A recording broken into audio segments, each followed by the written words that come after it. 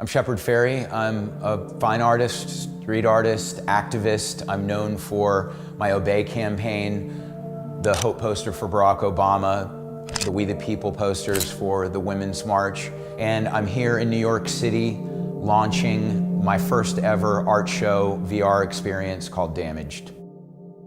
It was put on about a year ago in Los Angeles in a warehouse space with installations including a billboard, murals, sculptures, a working printing press. It was my most ambitious show, and it was only up for 1 month. Unfortunately, most art shows, if they're not seen in person during that small window of time that they're there, then the only way to see them is to see still images. So fortunately, I met the gentlemen from VRT Ventures who were sufficiently impressed with my installation to think that it was worth capturing in VR because it wasn't a traditional white wall show.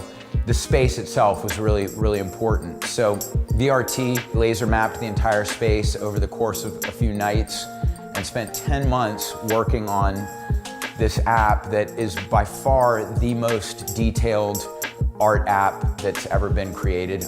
Of course, I think that everyone should experience art in person, but for all the people around the world that couldn't come to the show, that this has been preserved with such detail, so richly, really something that aligns with my philosophy as a populist wanting to democratize art.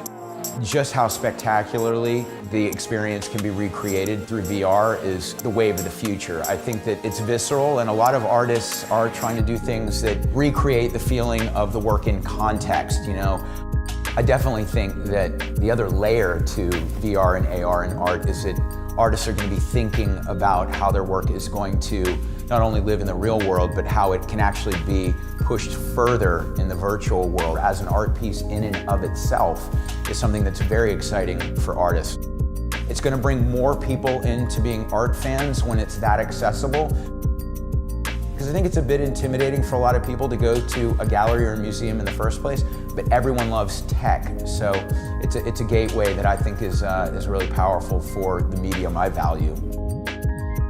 I know a lot of artists who, they really embrace new technology. At a certain point, someone in a cave decided to not use a bloody elbow to make the image, but to put some hairs on the end of a stick. And someone said, that's not keeping it real, that's cheating. But someone else said, I'm making a better painting with this.